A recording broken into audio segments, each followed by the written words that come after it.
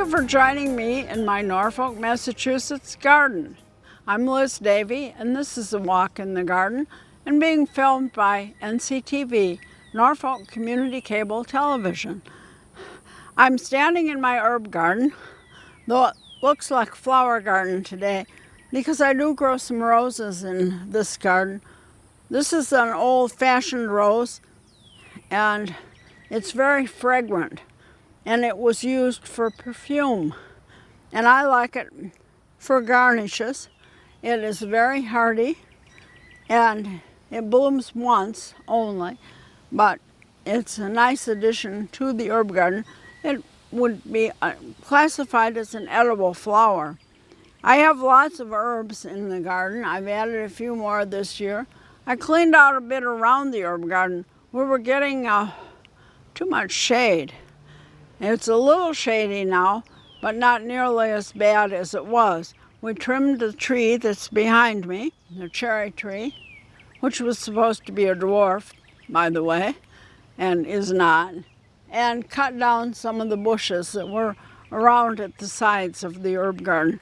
And as a result, I'm able to get more sun, even have some blossoms on the lavender, and my chives have been blossoming. We've been using a lot of herbs. I have sorrel, chives, lemon balm, lime balm, sage, oregano, thyme, and also some basils and marjoram. Coming up this way,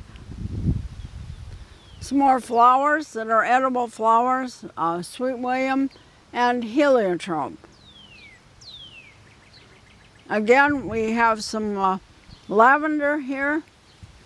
That's a new plant this year in this area because I do have a little more sun. And even the rhubarb that was struggling has started to come up again. Now, if you have chives, you have a decision to make, and that is whether to let them reseed or to deadhead the blossoms. The blossoms are a little strong for culinary use, although they do make a decent garnish. But to eat the blossoms, a whole chive blossom, is a little much. So if you don't want more chives, be sure to deadhead them, take off the blossoms and discard them. If you do want the chives to spread, leave the blossoms on and let them go to seed. Now let's head over to the perennial garden. I'm in the perennial garden right now, and we have lilies that are just about ready to bloom. And I've been checking them for the red lily beetles and picking them off and squishing them whenever I find them. They haven't been quite as bad for the most part, but there still are a few available. Other things have been in bloom and are coming into bloom. Lamb's ear will have a blossom on it, a pink blossom. I don't happen to care for the blossom, but I love the foliage, so I may actually remove the blossoms. I have a chrysanthemum right here, and I have been removing the center of this one, of each grouping, just pinching it out, just maybe 1/4 of an inch. This causes it to branch, and we don't want to pinch it past July 4th or we won't have any blooms this fall. So before July 4th, you need to keep pinching your chrysanthemums back. You can do that with some other plants as well. These are bulbs, daffodils that are gone. I cut off the bloom that after it was finished, but we need to let the foliage turn brown. It's collecting the energy from the sun, and that will enrich the bulb and provide us with more bloom next year. Unfortunately, Mr. Rabbit has been visiting my garden, and I was a little late with my remedy for rabbits, and this is an aster, a heartleaf aster, and I still have a little of it left, and down below I have some. But the remedy, which I should have used a little earlier, is dried blood, and they do not like it. And the thing is, you have to keep applying it after it rains. And we've had so much rain this spring, it's been hard to remember to get in here and put it on after each one. So the rabbits have found both this and my echinacea, or coneflowers, and eaten them down fairly well. I think the coneflowers may come back. They will just be a little late this year. But I need to remember to keep applying the dried blood. Salvia is in bloom, and I have a lot of hardy geraniums. They don't look like the geraniums that you buy at the nursery for planting in your planters this season, but they do come back every year, and they bloom very nicely in late spring. This is a bulb called Necroscorodum, or Sicilian honey garlic, and nothing bothers it. It evidently has a garlicky scent to it. Yes, it does, and so nothing will bother it, and it has these kind of waterfall blooms.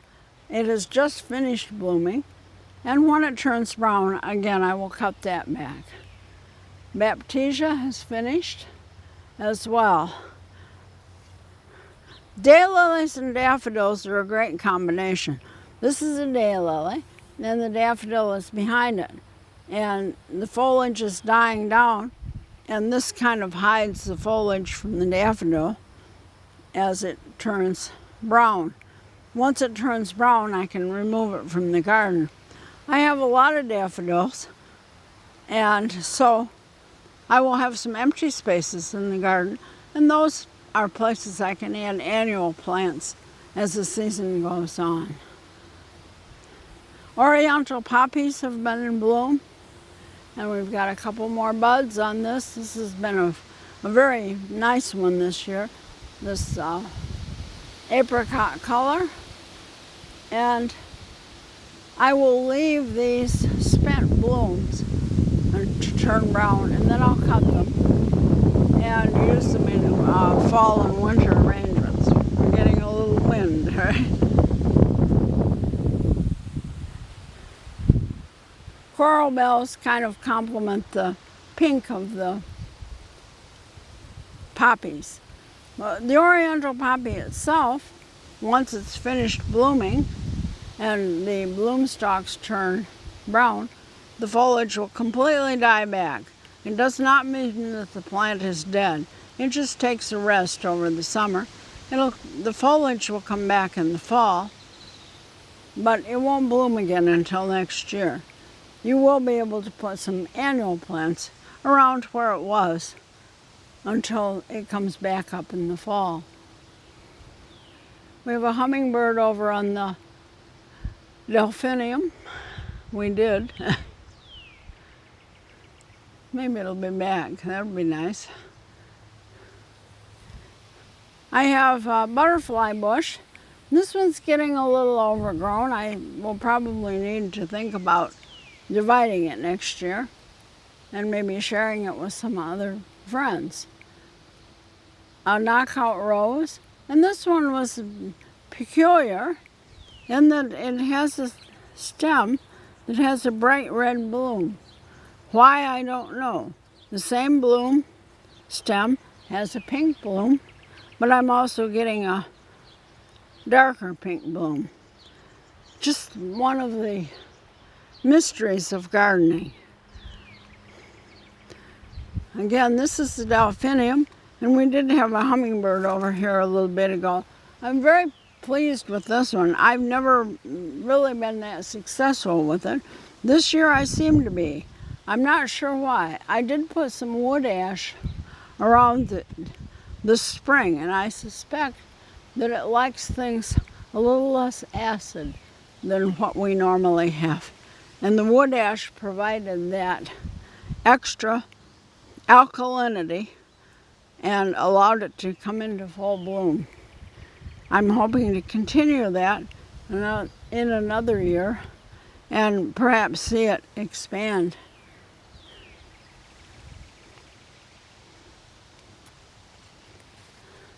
While we're talking about bulbs and bulb foliage, the bulb catalogs are out, and I get several of them, and it's time to order bulbs. Many of the companies that supply bulbs have sales going on. You get 10% off or so if you order by July 1st. So as you're looking around your garden and see where you might want more spring bulbs, daffodils, tulips, hyacinths, some of the other more exotic bulbs, this is a good time to place that order and be ready for fall planting. I have some here. These are English bluebells, and as you can see, they're pretty well gone. So these will just be removed, and we'll put them in my basket. And the iris are gone as well. So I will trim down the iris. This is a blue Siberian iris, and we want the energy to go into the plant, not to propagating the plant, making seeds. This is an area where the seeds would be if I let them mature. And I really don't want it to spread any further. So we will take out these stems. It also makes the plant look a little better to get rid of the old stems. I've added some herbs to this garden. This is a pineapple sage. I also have lemongrass and lemon verbena. I have a lemon verbena in this garden where it gets a lot of sun, and also in the herb garden where it gets enough sun, but it won't grow quite as big as this full sun garden.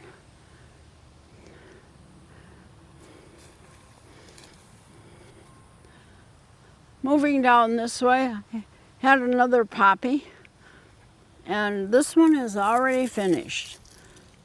These were a bulb, an allium bulb, and again, this one is already brown, and I will save this too for fall decorations. It makes a nice thing mixed in with grasses. It gives a little variation. So we'll be saving these as they dry, along with the poppy seed pods, for some fall interest. The green here is lady's mantle. It also is classified as an herb. I believe it was an old-fashioned remedy for women's complaints. Now it's just a pretty flower. The leaves are very attractive, and they hold drops of water when it rains in a very interesting way. It makes a nice filler in a flower arrangement. Another oriental poppy, a peony. I have several peonies in white and pink. This one is a pale pink, and it's just starting to come out. It is not true that they need ants in order to bloom. That is a myth. They often will have ants because they do have a sweet liquid that forms on the outside of the bud, but they don't require the ants to open the bud. Another geranium, hardy geranium. This one is a brighter color, A little more native in nature. This one is definitely a native plant. This is Geranium maculatum, and it's will spread. Again, I have to keep reining it in. This is a bee balm. Most bee balm will bloom later. This one blooms in late spring, and it's Bradbury's bee balm. It's a shorter one. If you have a small yard, would still like some bee balm. I have tall bee balm at the back of the garden, but this one is a shorter one, and it is a native plant, as is the regular bee balm, and it does attract butterflies.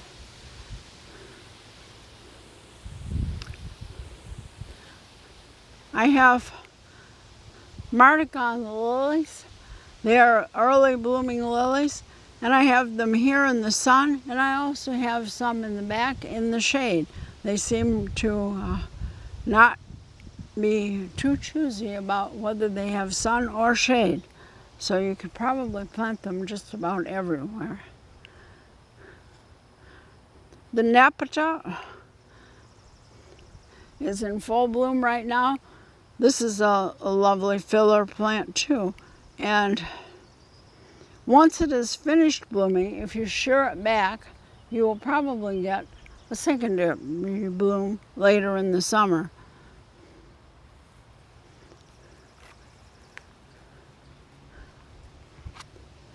Coming back here, I tend to like some spiky plants in the garden, and this is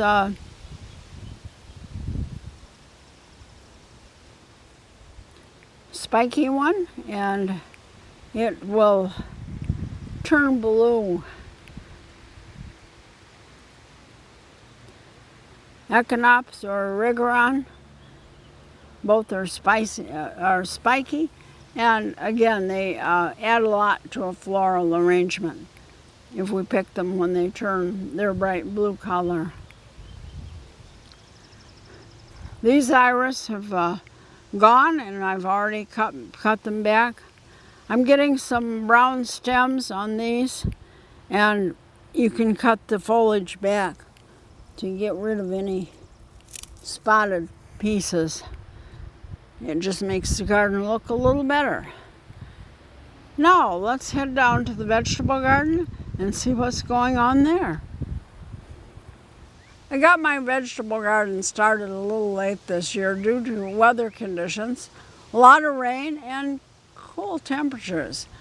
We've had a cooler spring than usual, and I got it in, and now everything has come up, and things are very close together, and they will need to be thinned, particularly the lettuce.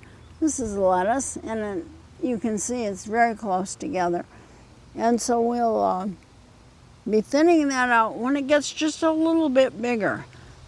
That's because I want to be able to use the parts that I thin out as baby lettuce and make salad with it. And then we'll leave the thinned out lettuce with spaces between it to form heads of lettuce for use later. I plant mostly leaf lettuce because that's what we like.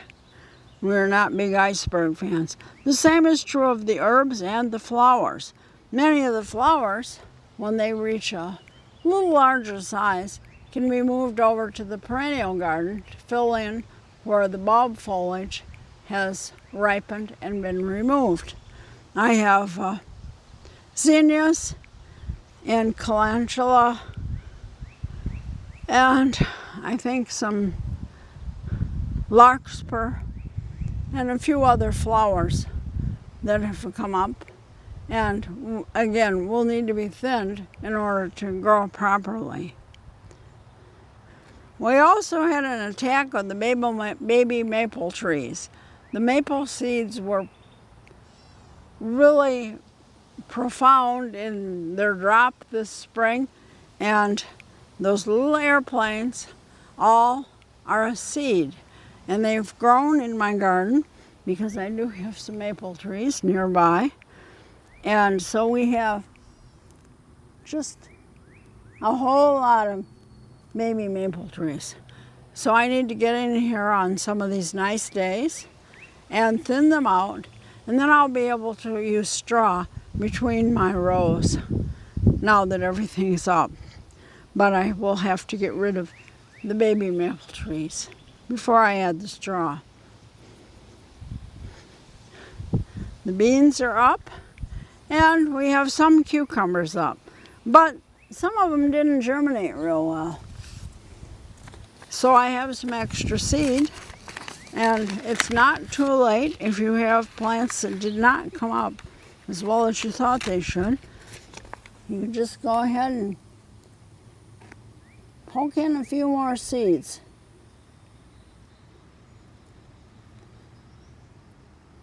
And hopefully they will come up. Now eventually, these cucumbers and the ones that are in the back of the garden will need to climb. So I'm adding strings to my teepee, and I put a string around the bottom, and then I'll just wind my string up and down all the way around.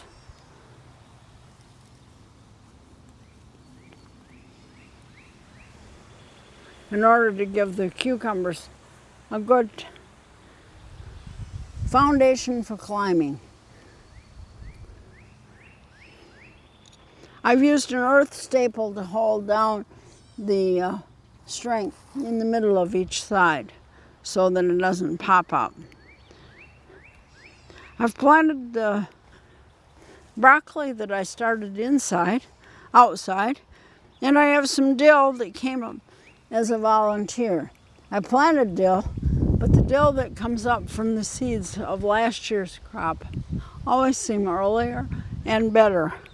So I'm leaving that, and we'll be using that as I make meals in the coming weeks. I planted some lettuce early and some radishes and spinach. And the spinach needs to be used soon. We're going to use some today in the kitchen, and because spinach does not like hot weather. The cool weather that we've had has been perfect for spinach. So I was able to get better spinach this year than I have in many years when it gets really hot fast. And the radishes, again, I've been thinning them as we consume them. Well, we've got some really nice looking radishes. And again, we'll use some of those in the kitchen today. The peas went in a little late for peas, and they're now in blossom. So by the next 10 days, we will have snow peas and snap peas that can be picked. I usually use a wire to support my fence. This year I used a piece of string, and I found out that string stretches. Therefore, next year I'll use wire, because my fence is not very secure.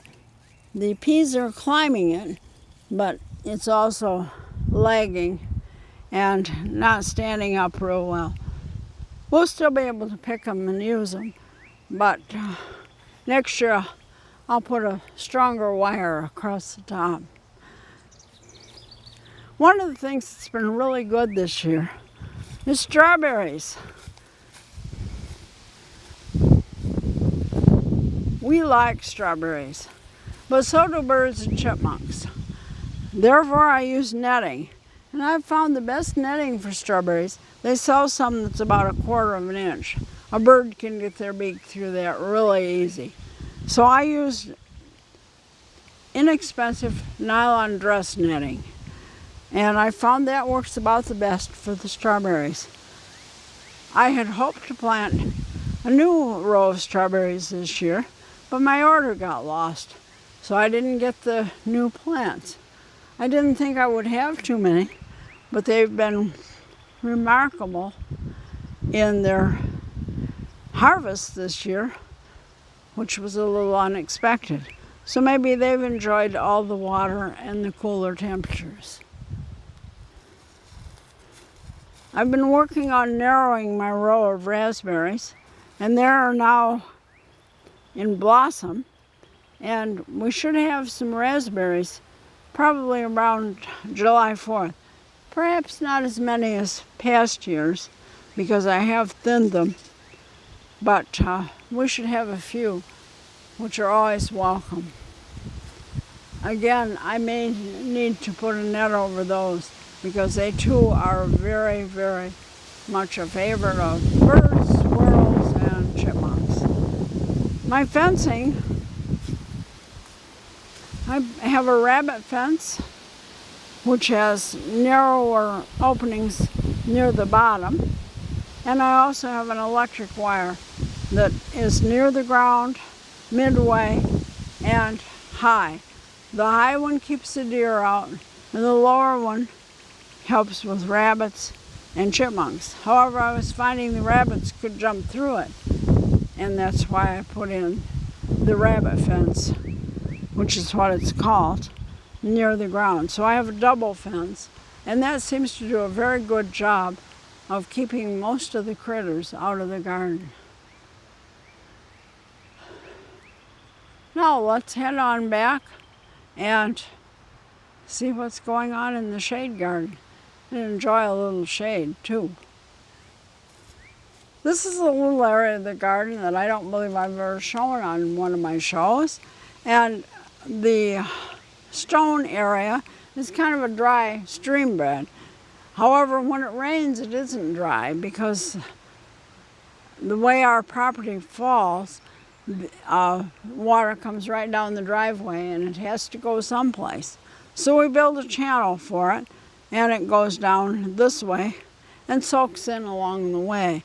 I've planted a little area next to it, and because it's shade, we have some astilbe, brunera, and Japanese painted fern that do quite well here, as well as some shorter hosta. A couple different varieties. This one is sea octopus, and I'm not sure, golden tiara, I believe, on this one. And then we have bigger hostas over on this side as we go down towards my pond. This area has a lot of hellebore, and hellebore is a evergreen plant that blooms in the very early spring, and it reseeds itself here very definitely. So I tend to deadhead it, and I may be a little late. It may have already dropped its seeds. It blooms very early in the spring, typically late March or April. The blooms were pink and green, some of them, but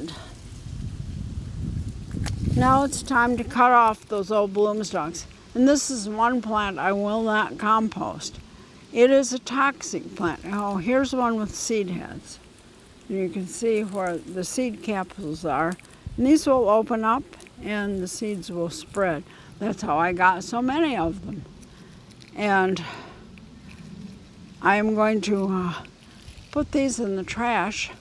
It is a toxic plant, and I really don't want it in my compost, nor do I want the seeds in my compost to come up everywhere else. So you can compost many of the things that you deadhead, but not all of them.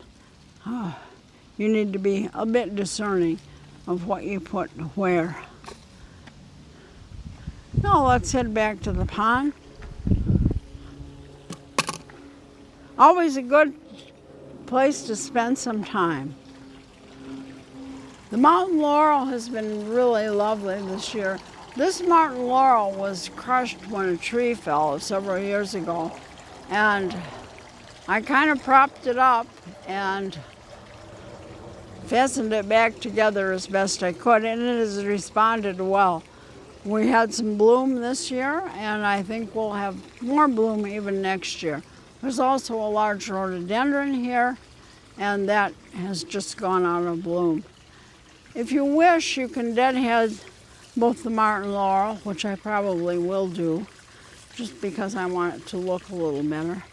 And you can also deadhead rhododendrons, which I probably won't do. I have lots of rhododendrons, and they're very large.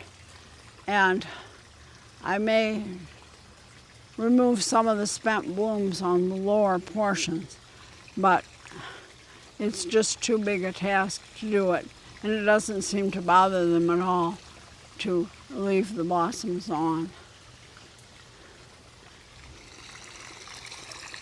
We've got the pond going, filter in, and of course all the things falling off the trees need to be filtered out. So I have a skimmer that is hooked to the waterfall, and the water flows into the skimmer and out through the waterfall, getting caught in the skimmer on the way through. So I do need to do maintenance on the skimmer every couple days. I turn off the pond and wash out the filter that's in the skimmer. That keeps the pond somewhat clear, but on a windy day, things do blow into it. I have my fake heron, which hopefully is keeping away the real heron. Hopefully it sees it as it flies over and says, oh, somebody's already there, and doesn't get my fish. I have 4 fish, 3 orange and 1 black, and possibly 2 small black ones, which I have not seen, but I think they're in there. And they're hungry right now.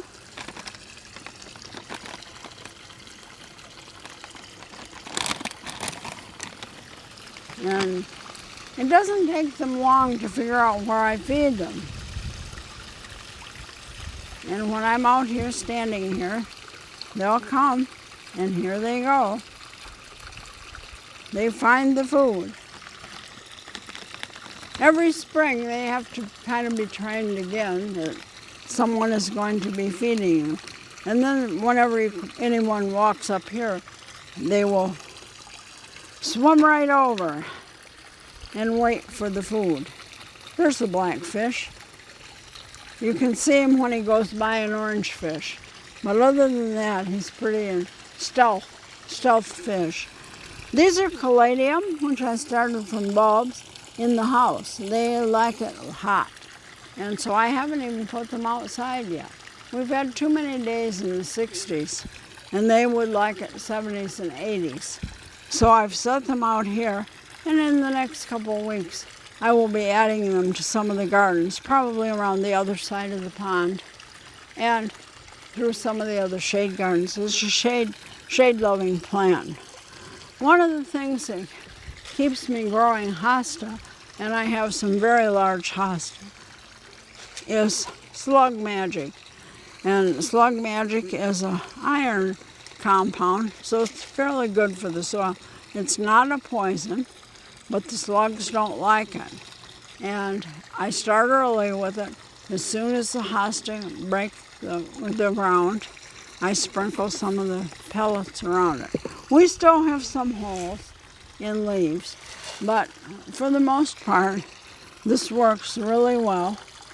And again, just sprinkling some of the pellets, and the slugs consume it, and they don't care for it.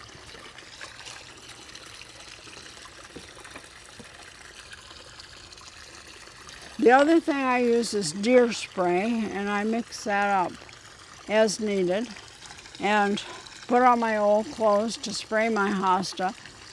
And we don't have quite as many deer as we once did, but they still come through on occasion. So I, again, start early with the deer spray. I think that's the trick to it. They get used to things not tasting well, and they will leave your yard alone. But you have to keep up with it after it rains periodically. They say it will last for 6 weeks. I don't give it 6 weeks. I'd say more like every 2 weeks I'm out with the deer spray and spray the hosta and other plants that I know they may consume. Young plants primarily. and certain areas they tend to frequent. I live along the high tension line, which is also known as the deer interstate. So I have to be very careful about keeping the deer out if I want to grow shade plants. My water plants were inside all winter, and they look, frankly, pretty sick. They just about make it through the winter alive. And then I started adding aquatic plant food. These are little pellets. And I'll add a pellet to each plant, each of the elephant ears, about once a month. And as the weather warms up and we get a little sun in here in the morning, with the fertilizer, they will thrive. Being in the water really gives them all they need to be large by the end of the season. And then I take them in and we start over again. I moved most of my house plants out, and this is a begonia. I've had a couple, and there's another begonia in the pot. And these I overwintered in a cool bedroom without water or foliage, and brought them out in April to my sunroom, and they started watering them and they start growing again. I did the same with some dahlias and some canna lilies and a calla lily, and all of them came through the winter just fine, being dry and basically neglected in a cool room or a basement. If you have a cool basement, it's ideal for it. And then here we are blooming again this summer. Now let's move over a little bit to the other side of my shade garden. I have a couple plants there I'd like to show you. I have more shade garden. This is probably could be called part sun. And I have the Coosa dogwoods. We have one in the front of the house. I have one up by the patio. And these two, they're around the path that goes back to a little pond, were seeded off the front Coosa dogwood. We found little seedlings one year and planted them. So if you find seedlings, give it 15 or 20 years and you'll have trees. It's amazing.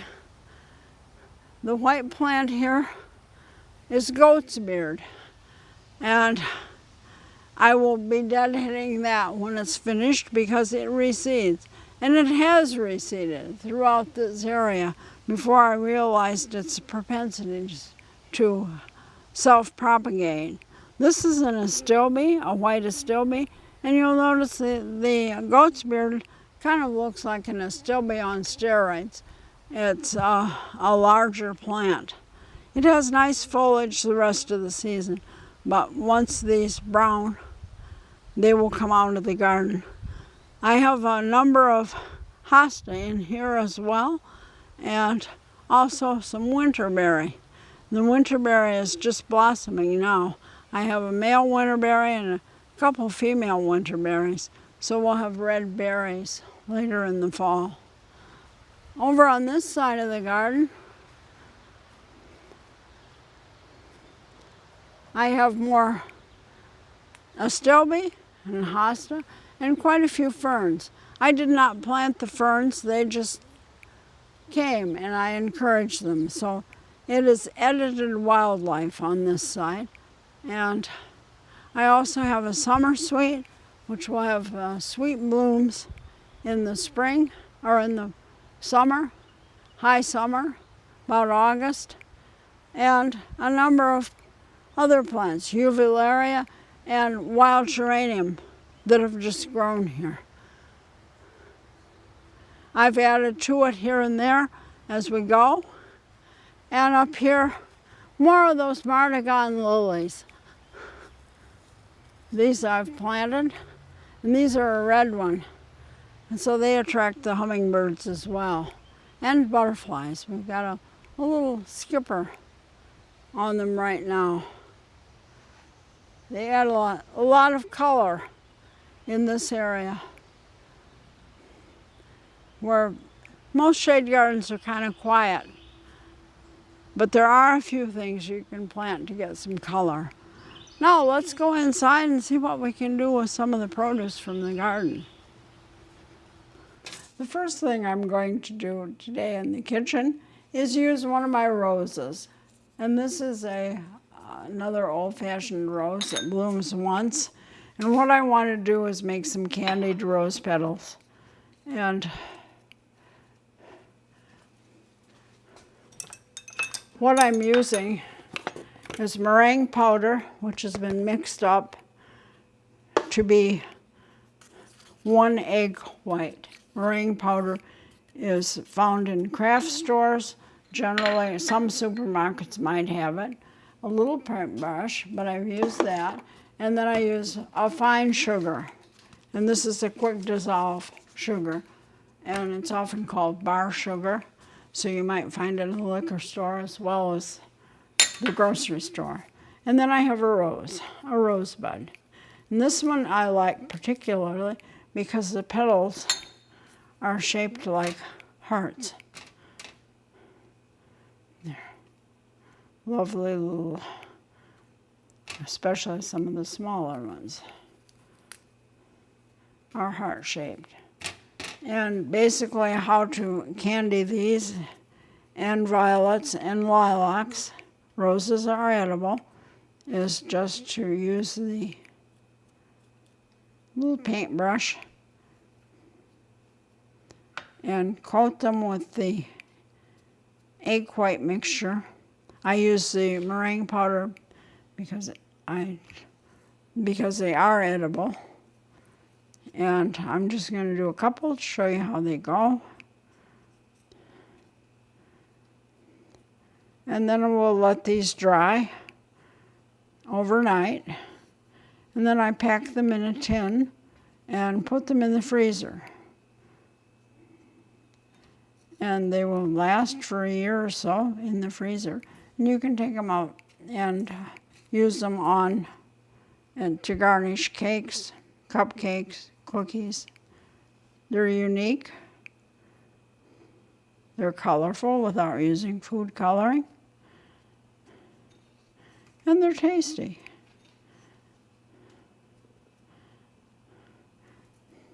So this is how we do it. And it is not difficult,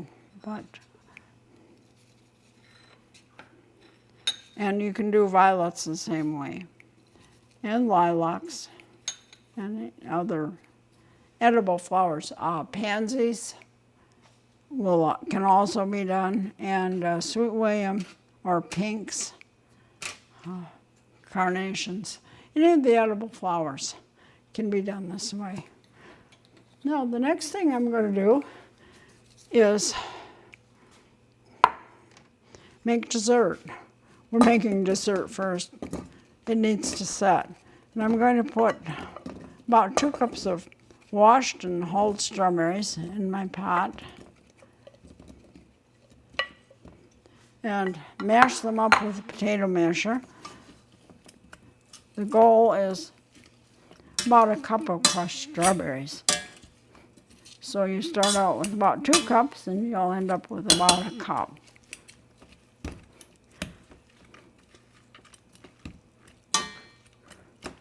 This will give your strawberry pie some red color, again, without having to add food color.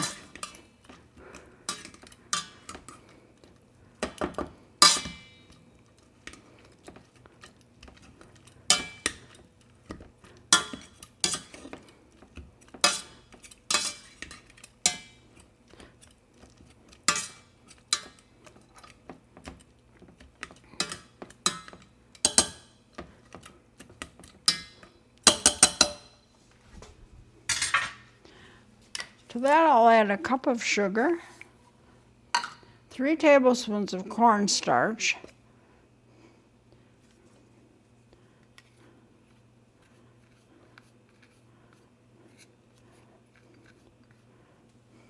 and a half cup of water.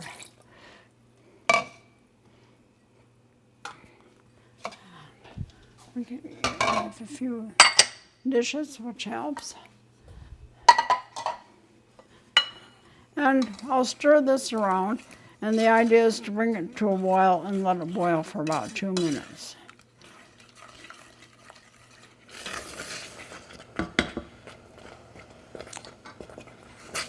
We're boiling, and you'll notice that the mixture is becoming very translucent, and we want to let it boil at least a minute or two to cook that cornstarch. The sugar is well dissolved by now, but the cornstarch needs to be cooked.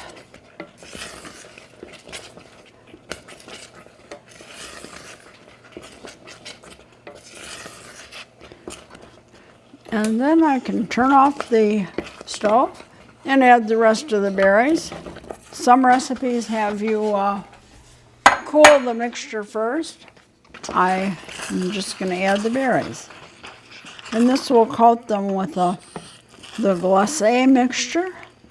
And then I have a pie crust, which I've already cooked. And rather than poking holes in my pie crust, I may make it. Many directions will tell you to poke holes in it, so I just put a foil pan in it, and that holds it down and it keeps it from bubbling up too much. And it's a lot easier than holes. And besides, you don't have it going under the crust and making it soggy. So we're going to put this mixture in our pie.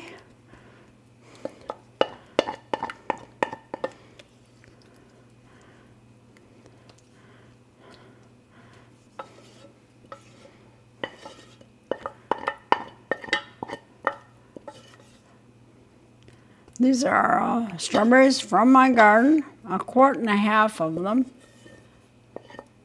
Some recipes, again, call for 1 quart, but I like to have the pie rather full, so that's what we did.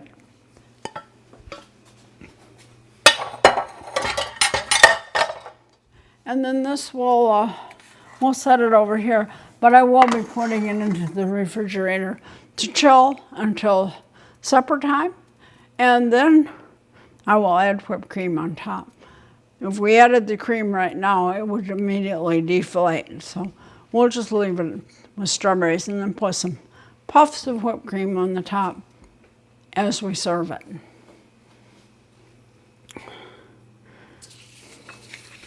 Now the next thing I want to make is an hors d'oeuvre, and I have toasted some rye bread pieces, and I'm going to spread them, and I won't do all of them probably, but I'm going to spread them with a generous amount of butter. And I've softened the butter, making it easier to spread.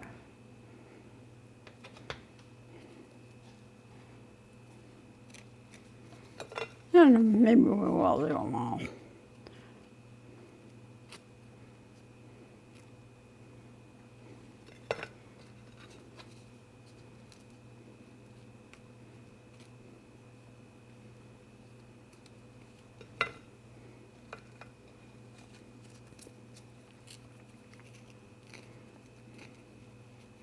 I toasted them in the oven and brushed them with a little olive oil before I put them in a 375-degree oven for about 5 minutes.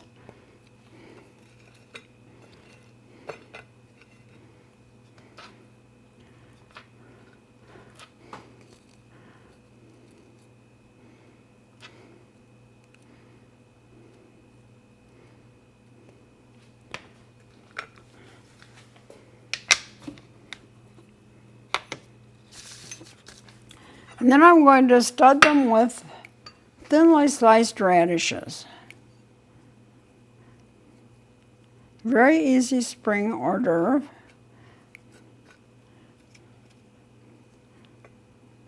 You want the radishes sliced thinly.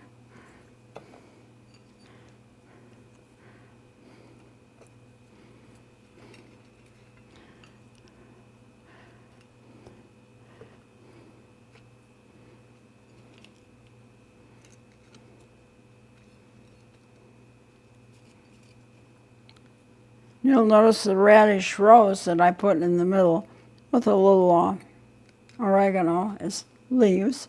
But radish roses are easy to make.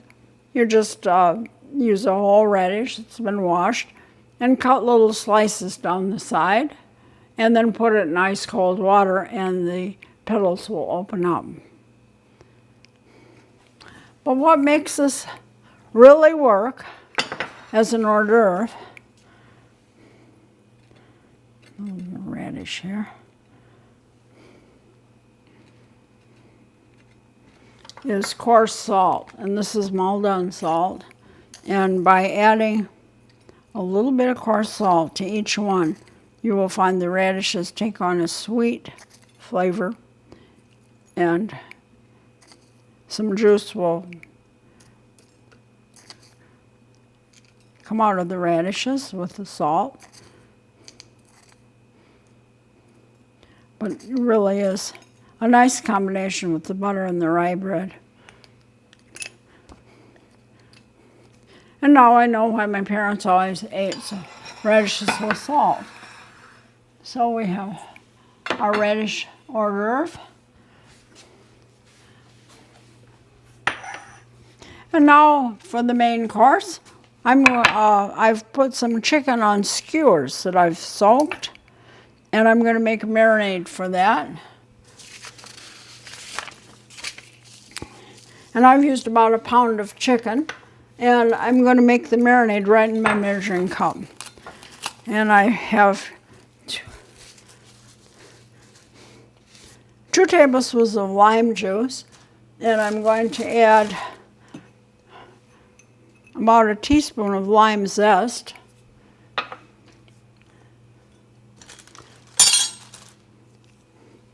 two tablespoons of honey,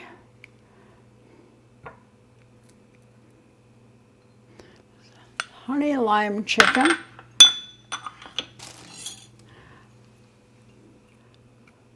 1½ cloves of chopped garlic, and this is garlic from last year's garden that I have, when it started to sprout, I peeled it, put it in a jar, and put it in the freezer to keep. And then we'll add a tablespoon of soy sauce to that. And let me mix that well.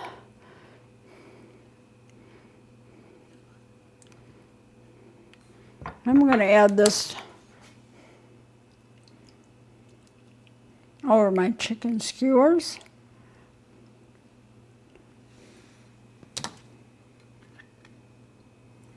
Try to get some of each item on each. And I can also turn those later. I'll put that in the refrigerator until it's time to put them on the grill, and then grill them until they reach 165 degrees, which is what is necessary for chicken. And then when it comes to serving them, we can serve them with some cilantro, lime, and scallions. Those will go on top once they're at the table. Now we need a salad, and I'm going to make a salad with spinach. Let me get out my salad servers. The spinach has been double washed and dried in my salad spinner, and you can also break it up in pieces if you want smaller pieces. And then I'll add a few things to it and make a dressing. I'm going to add some red onion that's been finely sliced, 2 strips of bacon, which I cooked.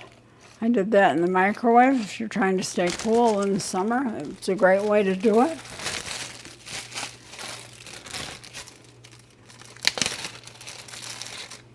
And a hard-boiled egg. I'm going to use my egg slicer to slice that. And we can add the slices. salad.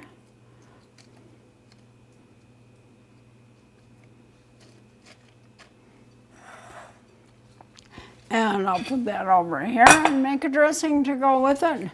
And the dressing I make is very easy, no recipe needed. It's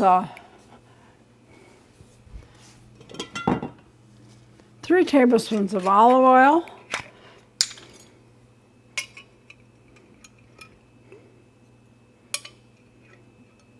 if you want to keep it in the refrigerator and take it out of the refrigerator and serve it cold, use a vegetable oil because olive oil solidifies in the refrigerator. We like it. And then I'll use 2 tablespoons of vinegar. And with my spinach salad and the eggs and the bacon, I like cider vinegar. But you can use red wine vinegar, white wine vinegar, lemon juice,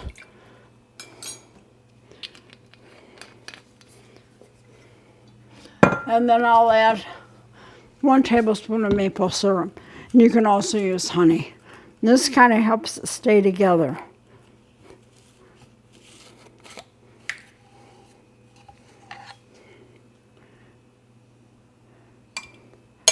So it's 3, 2, 1.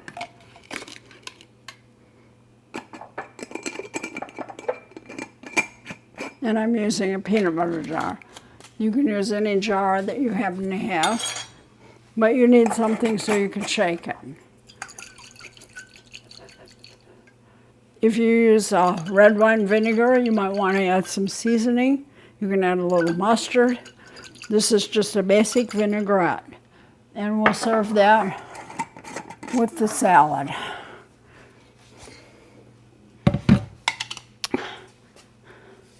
And so that's going to be my supper for tonight. A couple of things will go in the refrigerator until then. And we have a nice flower arrangement made from garden flowers, a poppy, a couple peonies, and one of the iris that's still in bloom, and various other flowers that we picked, and including even a few of the shrubs' leaves. So this is going to be our supper for this evening, and some of the things will go in the refrigerator until that time, and then we'll grill the chicken, get out the salad, add the dressing, and this is a nice spring supper using some of the produce from the garden. Some of the herbs went into the chicken, and spinach for the salad, radishes on the hors d'oeuvre, and of course the strawberries for the pie. And rose petals to garnish the whole thing if we wish. Thank you for joining me for a walk in my garden, and I'll see you again a little later in the season on NCTV, Norfolk Community Cable Television.